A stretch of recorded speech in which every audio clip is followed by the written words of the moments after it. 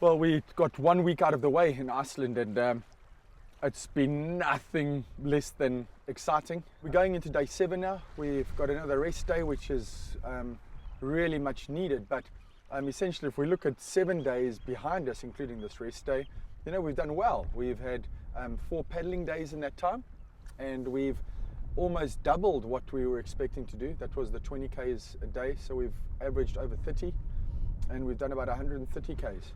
We're on day 6 here of paddling. We're in Ralfhofen.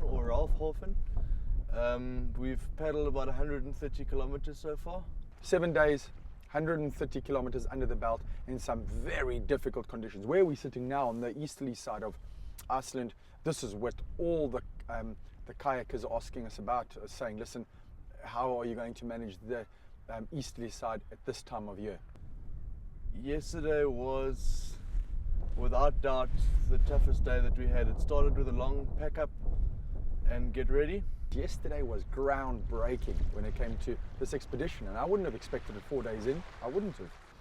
To head northeast, up here, then around there's the northerly point, and then that's 10-15 kilometers down to get to Ralfhofen.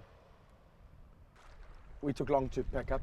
That was a big problem. I made the call for us to go maybe at 7:30, which was considered early, but you know, by 8 o'clock we hadn't even packed our sleeping bags, and we were trying hard, and we got into the water at 10 to 12.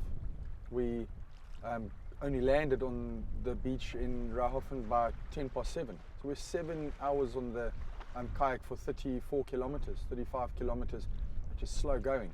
It was tougher than I could ever have imagined. It was exhausting both mentally and physically, and I think towards the end mentally the most, because it's very disconcerting when you think you're getting to a certain finish point, and that point just gets further and further and further away. And it's funny to judge distance on water is an incredibly difficult thing that I hope is going to get better, because you kind of build yourself up for a finish and then it doesn't come.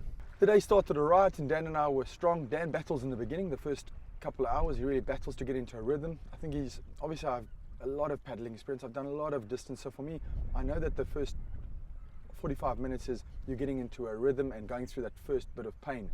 And he battled exceptionally yesterday, and then we had stronger winds as we turned, and I was thinking we would maybe get a side-on wind and be a little bit easier, but essentially what happened was we were getting head-on winds, getting stronger and stronger every turn we took.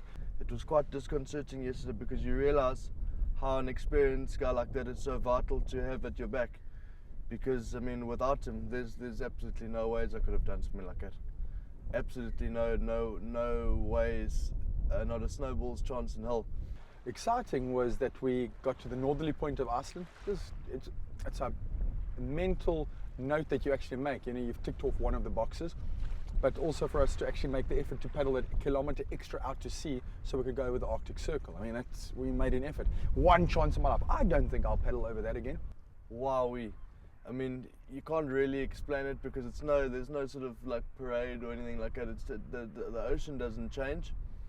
It just to know that you did paddle in the Arctic Circle is quite an achievement. And happy Arctic Circle! Arctic Circle, this is it. This is it.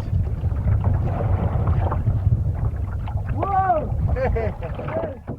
Yo, and then it just started getting bad. And he kept on saying to me, don't sit in your lazy boy, we've got to move forward, and it's quite a disconcerting thing, because I know that he's not chirping me or anything like that. It's for the benefit of us both, but it was just so tiring, because at one stage we were going really slowly, some part of the day we were going quickly and fine, but it's just I don't know how to explain to you. It was just it was a very tough day yesterday. I'm glad I got through it, and I'm glad it's over. You know, it was life and death at some stage. We were battling. We were moving at 2-3 kilometers an hour. The sun was setting. It was freezing cold. We were really battling. We've battled to get off out of our kayaks other times when we paddled 5 hours.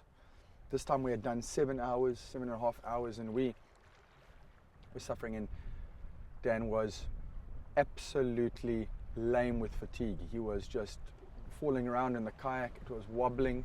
The wind was getting even stronger. And it's amazing, where I came off, not once did I feel that it would hurt our relationship the way I was with him yesterday.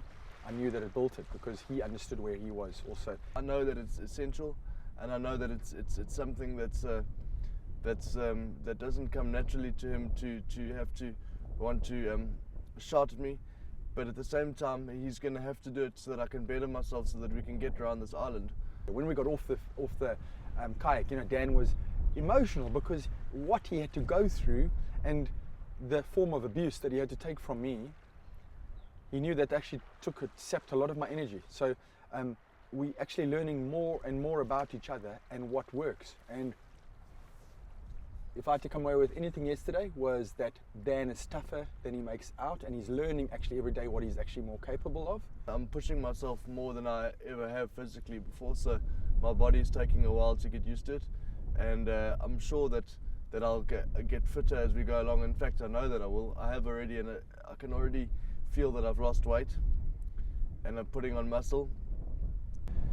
I'm going to be way more cautious with the weather. The only reason that we're trying to do bigger kilometers is because we want to have some warm accommodation. We're battling to pitch tent and to pack down tent. It's 7 hours of our day, so we've been soft. People would see it as soft, but come and spend a day with us when we have to get out to -5 degrees and our hands are freezing and we're sopping wet, and the sweat inside my dry suit is busy freezing. I just want to get into a situation where I find my feet quicker, my sea legs quicker in the day, and that we punch out a lot of kilometers, so that we don't have to have a situation where you come in at 7 o'clock and you're exhausted and you still have to put up tent, because that would be soul destroying. We're going back to what the old Vikings did, man. We're taking on the elements, and for us to look for a little bit of comfort every second, third day, I think is actually warranted. It's proving to be difficult, but I'm relishing the challenge. It's more difficult than I could ever have imagined, no doubt about that. And it's going to get tougher. It's going to get longer, but I know that I'll be a better person for it, and I'm looking forward to that.